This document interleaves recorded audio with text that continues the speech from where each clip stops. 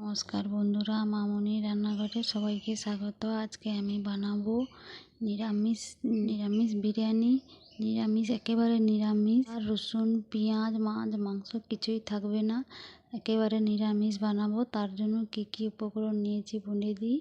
তার আগে বলি, রান্নাঘরে সব বন্ধুদেরকে শুভ নববর্ষ। সেই নববর্ষের উপলক্ষে এই রেসিপিটা আপনারা মনে করতে পারেন। রেসিপিটা যে একেবারে নিরামিষ, যেনারা একেবারে মাছ, মাংস, পেঁয়াজ, রসুন খান না, তাদের জন্য খুবই ভালো হবে। তো রেসিপিটা আমি কী কী লাগছে একবার বলে দিই। একটা মশলা নিয়ে নিয়েছি। এই মশলাগুলো দেখছেন, এগুলোকে একে বলার দরকার নেই। মুদি দোকানে গেলে গোটা বিরিয়ানি মশলা বললে দিয়ে দেবে। আর এদিকে নিয়েছি গুঁড়ো বিরিয়ানি মশলা, বাটার, তেজপাতা, কাঁচা লঙ্কা, আদা। আর এদিকে নিয়েছি নুন, হলুদ, লঙ্কা, জিরে গুঁড়ো আর ধনে গুঁড়ো। ওদিকে আছে টক দই, কর্নফ্লাওয়ার, চিনি। বিরিয়ানিতে পেস্তা না দিলে খুব একটা জমে না, সবাই ভাবে। তার জন্য আমি আগ করে নিয়েছি একেবারে। আর ওদিকে নিয়েছি বিরিয়ানির চাল, আর নিয়েছি গোটা গোটা আলু, তাহলে পরে দেখতে ভালো লাগবে। তার জন্য আমি গোটা আলু নিয়েছি। এই কটা উপকরণ দিয়ে আমি আজকে বিরিয়ানিটা বানিয়ে দেখাবো। আর বিরিয়ানিতে অনেকে ভাবে অনেক কিছু মশলা লাগে, রান্না করতেও খুব বেশি সময় লাগে। তা না, আসলে মশলা যদি আপনারা সময় নিয়ে গুছিয়ে নেন আস্তে আস্তে, তাহলে পরে তাড়াতাড়ি রান্নাটা হয়ে যাবে। দেখুন, সয়াবড়িগুলো আমি 2 মিনিট জলে ভিজিয়ে ছেঁকে নিয়েছি। এর মধ্যে আমি কিছু মশলা, জিরে, ধনে, লঙ্কা, নুন, হলুদ আর চিনি, এইগুলো সব মশলাগুলো আমি আর দিয়ে দেবো আমি কর্নফ্লাওয়ার 2 চামচ দেবো প্রথমে, আর লাগলে দেবো। এটাকে খুব ভালো করে আমি মিশিয়ে নেব। দেখুন সয়াবড়ির ভিতরে জল আছে, এই জল সমেত এগুলোকে মাখাতে হবে।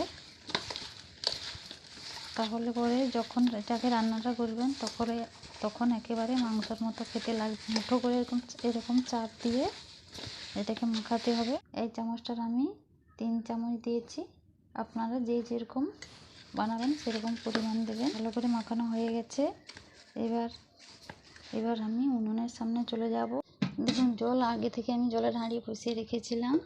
এই জলের মধ্যে দিয়ে দেব সাদা তেল, আর দেব 2টো তেজপাতা, আর দেব এখানে আমি নিয়েছি গোটা মশলা, জিরে, গোটা জিরে, লবঙ্গ, দারচিনি আর এলাচ। এইগুলোকে আমি জলের মধ্যে দিয়ে দেব। দিয়ে খুব ভালো করে জলটাকে আমি ফুটিয়ে নেব। জল দেখুন ফুটে গেছে একেবারে। এইবারে ধুয়ে রাখা চালগুলোকে আমি দিয়ে দেবো। চাল দেওয়া হয়ে গেলে এটাকে খুব ভালো করে আমি ফোটাবো না, 80% ফুটিয়ে নেব। না হলে পুরোটা যদি ফুটিয়ে দিই তাহলে পরে ঘেঁটে যাবে, বিরিয়ানিটা খুব একটা ভালো হবে না। হয়ে গেছে, এটাকে আমি 80% ফুটিয়ে নিয়ে নামিয়ে নেব। ভাতটা হয়ে গেছে, আমি নামিয়ে নিয়ে ভাতটা তলায় দিয়ে দিয়েছি। এবার দিয়ে দেব আমি কড়াইয়েতে সাদা তেল। এবার আমি বেশি তেল দিয়ে দিয়েছি, বেশি তেল লাগবে। ব্রেক করে রাখা আলু দিয়ে দেব। বেশি নাড়ালে পরে এগুলো ভেঙে ভেঙে যাবে। আমি এগুলোকে এতে ছেড়ে দেব, আস্তে আস্তে এগুলো লাল হয়ে যাবে। আলুগুলোকে আমি লাল করে ভেজে তুলে নিয়েছি। এবার এর মধ্যে আমি সয়াবড়িগুলো ভেজে নেব। আর হ্যাঁ, এতে আমি আরও কিছু মশলা দিয়েছি আদা, কাঁচা লঙ্কা বাটা আর বিরিয়ানি মশলা গুঁড়ো শুকনো শুকনো হয়ে গেছে। এগুলোকে আমি ভেজে নেব। এগুলোকেও লাল করে আমি ভেজে নেব। আলুগুলোকে আমি নুন হলুদ দিয়ে সেদ্ধ করে নিয়েছি, এগুলোকে ভেজে নেব।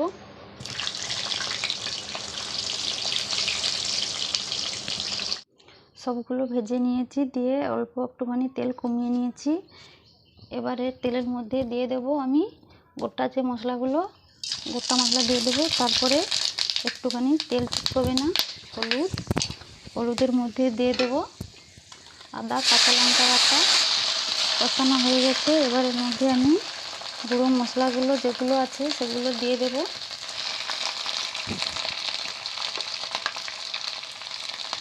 জিরে, ধনে, লঙ্কা, হলুদ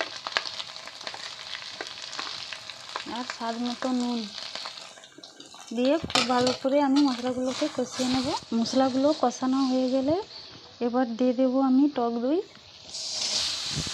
টক দই ভালো করে কষিয়ে নেওয়ার আগে দিয়ে দেবো অল্প একটুখানি বিরিয়ানি গুঁড়ো মশলা দিয়ে খুব ভালো করে আমি কষিয়ে নেব।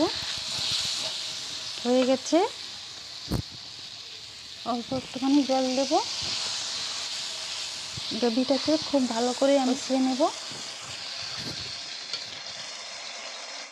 জল দিয়ে ভালো করে আমি কষিয়ে নিয়েছি। এবার এর মধ্যে দিয়ে দেবো আমি অল্প একটুখানি চিনি। মশলাটা কষানো হয়ে গেছে, এবার দিয়ে দেবো আমি ভেজে রাখা সয়া বড়িগুলো। এটাকে দিয়ে খুব ভালো করে আমি অল্প ঘন করে নেব। অল্প ঘন করে নিয়েছি। আর একটু দিয়ে দেবো আমি বিরিয়ানি মশলা গুঁড়ো ঘনত্বটা দেখুন একেবারে ঘন হয়ে গেছে। আর এগুলো দেখুন, সয়া বড়িগুলো দেখুন কত সুন্দর দেখাচ্ছে। সব করে নিয়েছি। এবার আমি ভাতগুলোকে লেয়ার তৈরি করে নেব। প্রথমে ভাতগুলো দিয়ে দেবো। ভাতগুলো দেখুন একেবারে ঝুরঝুরে হয়ে গেছে। কিছু ভাত আমি দিয়ে দেবো তলায়, পাতাগুলোকে ফেলে দেবো। বিছিয়ে নিয়েছি নিচটা। এরপর দিয়ে দেবো আমি নিয়েছি এভাবে লাল করে খুব ভালো করে সাজিয়ে নেব। দিয়ে দেবো তরকারিটা দেখুন একেবারে কষা মাংসের মতো দেখতে লাগছে। সেগুলো দিয়ে দিয়েছি। এবার ভালো করে বিছিয়ে নেব সব ভাতটা মাঝখানে, হাঁড়ির যেন ধারে না লাগে। সুন্দর করে বিছিয়ে উপর থেকে দিয়ে দেবো পুদিনা পাতা। এবার এর মধ্যে দিয়ে দেবো বাকি ভাতগুলো হয়ে গেছে। দিয়ে দেবো অল্প একটুখানি চিনি, তাহলে ভালো লাগবে। গুঁড়ো মশলাটা দিয়েছিলাম, বাকিটা দিয়ে দেবো। আর দিয়ে দেবো আমি বাটার হয়ে গেছে। উপর থেকে দিয়ে দেবো পুদিনা পাতা। এবার আমি এটাকে ঢাকনা দিয়ে আঁচে বসিয়ে দেবো। তার মধ্যে আমি বসিয়ে দেবো আঁচের মধ্যে আমি হাঁড়িটাকে বসিয়ে দিয়েছি। আর দিয়ে দেবো আমি গোলাপ জল 1 বাটি দিয়ে 10 থেকে 15 মিনিট আমি ঢাকনা দিয়ে রেখে দেবো। তারপরে কেউ যদি পারো এর হাঁড়ির ঢাকনার মধ্যে ভারী কিছু দিতে পারো, তাহলে পরে ভালো হয়। বিরিয়ানিটা হয়ে গেছে, নামিয়ে নিয়েছি। দেখুন কত সুন্দর লাগছে দেখতে। আর এইগুলো দেখুন একেবারে মাংসের মতন নরম তুলতুলে হয়ে গেছে। আর ভাতগুলো দেখুন কতটা ঝরঝরে হয়েছে। আপনারা যারা নিরামিষ খান তেনাদের বলছি অবশ্যই এই রেসিপিটা বাড়িতে বানিয়ে চেষ্টা করবেন। আর খেতেও অসাধারণ লাগবে। খাওয়ার সময় মনে হবে না যেন এটা আপনি কী দিয়ে বানিয়েছেন, নিরামিষ না আমিষ সবই আছে। দেখুন কত সুন্দর ঝরঝরে হয়ে গেছে। আর উপর থেকে যে চিপসগুলো ভেজে রেখেছিলাম না, ওই চিপসগুলো আমি একটুখানি উপর দিয়ে ছড়িয়ে দেবো। এক্সট্রা যেমন দেয় তেমন দিয়ে দেব। দেখতেও দেখুন কতটা সুন্দর লাগছে। আর একটা উপর দিকে পুদিনা পাতা দিয়ে পরিবেশন করো, কত সুন্দর লাগছে দেখতে। তো বন্ধুরা, আমার এই নিরামিষ বিরিয়ানির রেসিপিটা কেমন লাগলো কমেন্ট করে জানিও। আর লাইক সাবস্ক্রাইব করে আমার পাশে থেকো।